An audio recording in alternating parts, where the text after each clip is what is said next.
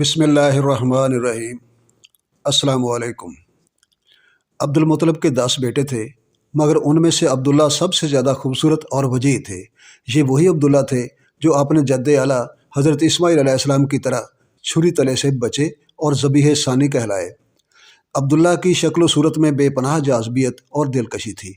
उनकी पेशानी में एक अजीब चमक थी जिसे देखकर हर किसी का दिल मोहब्बत के गुदाज में डूब जाता था और हर किसी के विजदान में खुशगवार उम्मीदों की लहरें मचल जाती थीं।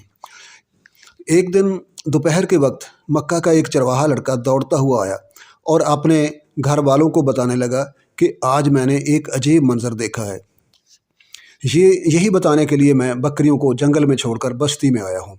कुछ देर पहले मैं बकरियों के साथ था। अब्दुल मुत्तलिब हाशमी का बेटा हमारे करीब से गुजरा।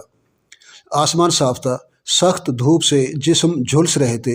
इतने में मैं एक हैरतनाक मंजर देखता हूँ कि बादल का एक टुकड़ा है जो अब्दुल्ला के सर पर साया किए हुए है और साथ साथ चल रहा है। ये सुनकर सारे घर वाले हंसने लगे कि या तो धूप में इसकी आंखें तिलमिला गई हैं या इसने कोई ख्वाब देखा है। सब ने लड़के का मजाक उड़ाया। इस पर लड़के ने कहा कि अगर यकीन नहीं आता तो आओ, मैं खाना काबा का पर्दा पकड़कर लात व उज़्ज़ा की कसम खाने को तैयार हूँ। इस पर एक बूढ़े ने तकिए पर सीधे होते हुए कहा, हमारे खुदा लात और उज़्ज़ा सारा दिन गर्मी में झुलसते भूनते रहते हैं, लेकिन बादल के किसी टुकड़े को कभी उन पर साया करने की तौफीक नहीं हुई। हालांकि ये बुत हमारी हाजतें पूरी करते हैं। इन्हीं की वजह से मक्का के खजूर सरसब्ज हैं, ताइफ के बागात फल देते हैं, कुरैश की तजारत मुनाफा बख्श है, जंगों में यही माबूद हमारी मदद करते हैं। अब्दुल मुत्तलिब का ये बेटा क्या हमारे खुदाओं से भी ज़्यादा मुकद्दस है? चरवाहा शर्मिंदा सा होकर वापस चला गया। मक्का के माहौल में बदकारियों और फवाहिश का रंग इस कदर चढ़ा हुआ था कि लोग एक दूसरे को अपनी अपनी बदकारियों की दास्तानें बड़े फ़ख्र से सुनाया करते थे। खुसूसन नौजवान तबका तो पूरी तरह इसमें गर्क था, लेकिन अब्दुल्ला का चाल चलन शुरू से ही इस माहौल के बरअक्स था। आपकी तबीयत में पाकबाजी और नेकोकारी कूट कूट कर भरी हुई थी। नौजवानों की रंगरलियों से वो बेजार रहते।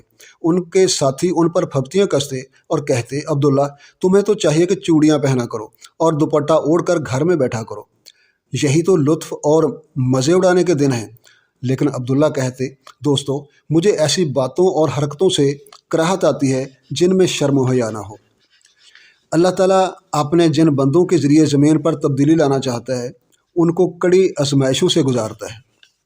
मक्का की तारीख गवाह है कि अब्दुल्ला जब बच्चे थे तो ज़बीह सानी बने और अभी जवानी की दहलीज पर कदम रखा ही था कि यूसुफ सानी भी बन गए।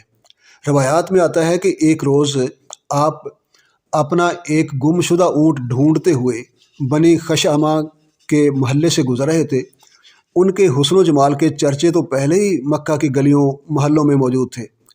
आप एक मकान के सामने से गुजरे तो बनु खशामा की एक लड़की ने वही अमल दोहराने की कोशिश की जो ज़ुलेखा ने हज़रत यूसुफ अलैहिस्सलाम से किया था। सुर्ख ऊँटों का लालच दिया, बदनाम करने की धमकी भी दी। अब्दुल्ला के सीने में भी दिल था, जवानी भी थी और जज्बात भी थे, लेकिन मक्का के माहौल की फितरत से ज़मीन व आसमान का फ़र्क था। उस नादान लड़की को क्या इल्म था कि उसका वास्ता यूसुफ सानी से है। अब्दुल्ला हुस्न जवानी की इल्तिजा इस तरह ठुकराई कि पीछे मुड़कर देखना भी गवारा न किया। अब्द मुनाफ के घर में शिकार का गोश्त भूना जा रहा है। अफराद खाना खाने के इंतज़ार में इकट्ठे बैठे हैं। मिट्टी के बड़े बड़े प्याले उनके सामने धरे हैं। खाना तैयार करते करते एक बूढ़ी खातून जो कि हज़रत आमना की दादी अम्मा हैं पूछती हैं, आपने अब्दुल मुत्तलिब के यहाँ जवाब भिजवा दिया कि नहीं? मैं बिल्कुल रज़ामंद हूँ।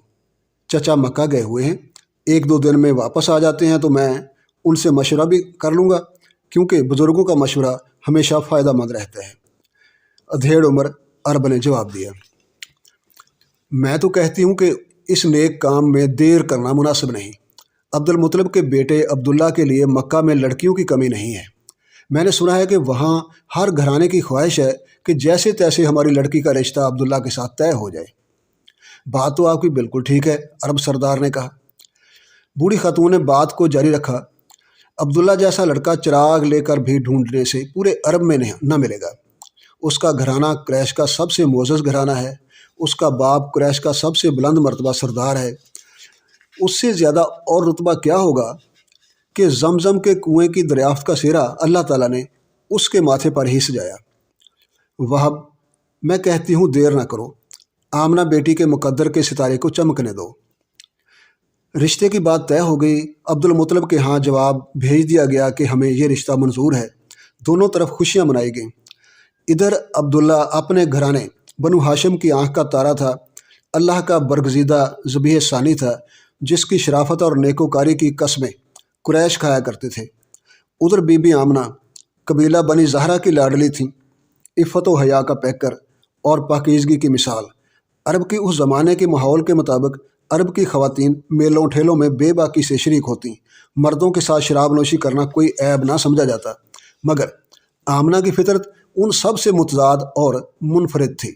وہ اپنے عزیزوں سے بھی بات کرتے ہوئے شرماتی، کبھی سر سے دوپٹہ نہ ڈھلکنے دیتی۔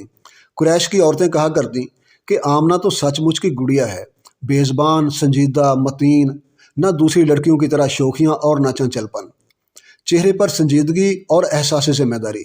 آمنہ کے گھر والے اس سے صرف محبت ہی نہیں بلکہ احترام کرتے تھے۔ عبد المطلب معززین قریش کو ساتھ لے کر طے شدہ تاریخ کو بیٹے عبداللہ کو بیاہنے بنی زہرہ کی بستی میں پہنچے۔ قریش کی روایت کے مطابق ہر کوئی لمبے لمبے کرتوں میں ملبوس، کمر سے پیٹیوں میں تلواریں، کسی کسی کے کندھے پر یمنی چادریں اور کسی کے کرتا کے گریبان پر شامی آرٹ کے پھول بھی کڑے ہوئے تھے۔ بیٹی والوں نے بارات کا استقبال شایانہ شان طریقے سے کیا۔ گھر میں چھوٹی چھوٹی لڑکیاں دف پر گیت گا رہی تھیں۔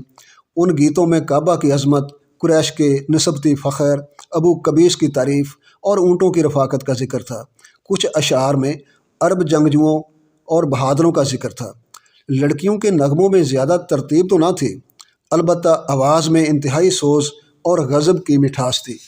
عرب جھوم رہے تھے اور ان زمزموں کی بدولت دوبالا ہو گئی۔ عرب کے قدیم طریقہ کے مطابق نکاح کی رسوم ادا کی گئی۔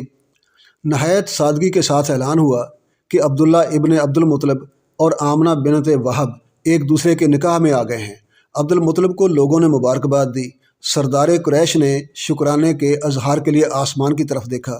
تقدیروں کے ستارے یکجا ہو گئے، تو ایسی مقدس زندگیاں شریک حیات بن گئیں جن کے دامن سے زمین پر ایک حتمی انقلاب کی بنیادیں استوار ہونا تھیں۔ آمنہ کی رخصتی ہوئی، سسرال آئیں۔ بلند اقبال بہو کا گھر والیوں نے استقبال ایسا کیا کہ آنکھیں ہی بچھا دیں۔ ہر کوئی کہہ رہا تھا کہ دلہا اور دلہن کا ایسا خوش نصیب جوڑا آج تک دیکھنے میں نہیں آیا۔ عبداللہ اگر آفتاب ہے تو آمنہ مہتاب ہے، دونوں نیک اور شرمیلے، شرافت و غیرت کے نمونے، ایک دوسرے کا جواب، اسے چھپاؤ اسے نکالو۔ عبد المطلب نے عزیزوں، رشتہ داروں، اہل قبیلہ اور دوستوں کو کھانے کی دعوت دی۔ عربوں کا محبوب اور مرغوب کھانا سفید تیار کیا گیا۔ پراتوں پر بیٹھ کر اجتماعی کھانے کے مزے اڑائے گئے۔ ہاشمی گھرانے کے وقار اور شعار کے مطابق ہنسی مذاق بھی ہوئے اور اظہار مسرت کی دوسری سرگرمیاں بھی ہوئیں۔ عبد المطلب عبداللہ کو ساتھ لے کر بیت اللہ گئے۔ دوسرے بیٹے بھی ساتھ تھے۔ طواف شکرانہ ادا کیا، اس میں عقیدت بھی تھی اور پرجوش دلی محبت بھی۔ کعبہ کی منڈیروں پر سرمئی کبوتر بھی جھوم جھوم کر کھیل رہے تھے۔ ایسا لگتا تھا جیسے وہ بھی طواف کا ساتھ دے رہے ہیں اور زبان حال سے ظاہر کر رہے ہیں کہ ہم بھی آفاقی اسلامی انقلاب کے نقطہ آغاز پر بہت خوش ہیں۔